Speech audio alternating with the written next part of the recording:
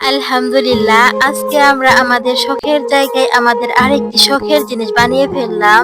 আর এই জিনিসটা শখ আমার আর আমার হাসবেন্ডের অনেকদিন ধরেই ছিল। সেটা আজকে পূরণ হয়ে গেল। তাই আজকে আমাদের মনটা অনেক বেশি ভালো। আসসালামু আলাইকুম সবাইকে। কেমন আছো সবাই? আশা করছি সবাই অনেক অনেক ভালো আছো। আল্লাহর রহমতে আমরাও অনেক ভালো আছি।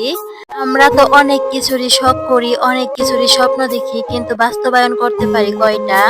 আর এই বাস্তবায়ন করতে গেলে কিন্তু আমাদেরকে অনেক অনেক পরিশ্রম করতে হয়।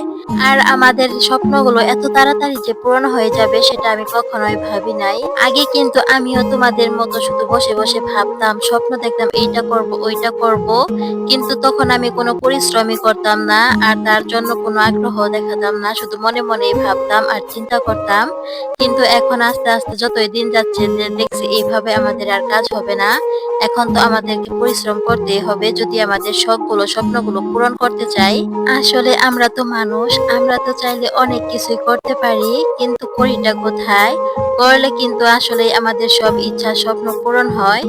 কথার কথা বলি আর কি, আপনারা দেখবেন যারা বড়লোক মানুষ তারা কিন্তু অনেক অনেক পরিশ্রম করে, যার কারণে তারা অনেক অনেক টাকা পয়সা কামায়, তারা অনেক বড়লোক হয়। আর যারা গরিব তারা দেখবেন অনেক বেশি অলস হয় এবং তাদের কিন্তু বুদ্ধিও তেমন বেশি একটা থাকে না। আর শুধু পরিশ্রম করলেই কিন্তু হয় না, বুদ্ধিও থাকতে হয়, যেটা তাদের মধ্যে থাকে না। যার কারণে তারা কখনোই সুখের মুখটা দেখতে পারে না। তাই আসো আমরা শুয়ে বসে না থেকে পরিশ্রম করে আমাদের কাজগুলো করে ফেলি, আমাদের শখগুলো ইচ্ছেগুলো পূরণ করে ফেলি। আর আমাদের এই ভিডিওটা কিন্তু অনেক দিন আগের ছিল। আর এখনকার ভিডিও দেখলেই বুঝতে পারো এইখানে এখন অনেক অনেক গাছ বড় হয়ে গেছে। কিন্তু যখন আমরা এই কাজগুলো করেছি তখন কিন্তু আমাদের গাছগুলো তেমন একটা বড় ছিল না আর আমাদের কাছে কোনো ফলও ছিল না।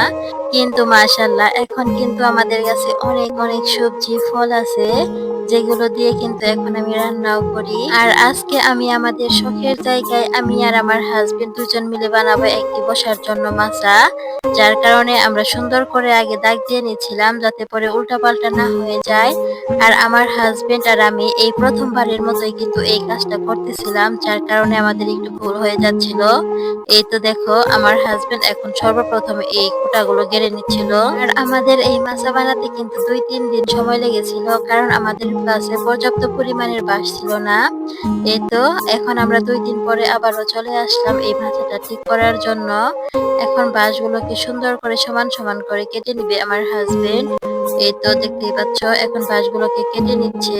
আর হ্যাঁ, তোমরা কিন্তু একটা কথা আমাকে কখনোই বলো না যে আমার ভিডিওগুলো তোমাদের কাছে কেমন লাগে। আমার ভিডিওগুলো যদি তোমাদের কাছে অনেক অনেক ভালো লেগে থাকে তাহলে অবশ্যই আমাকে কমেন্ট করে জানিয়ে দিও। আর যদি ভালো না লেগে থাকে, কোথাও যদি ভুল হয়ে থাকে, সেটাও কিন্তু তোমরা আমাকে ধরিয়ে দিতে পারো। আর আমার আজকের ভিডিওটি এই ফাইনালি এই তো আমাদের মাছটা বানানো শেষ হয়ে গেল। এই তো আমার ২ ছেলে এখানে বসে খেলাধুলাও করতেছে। সবাইকে আল্লাহ হাফেজ।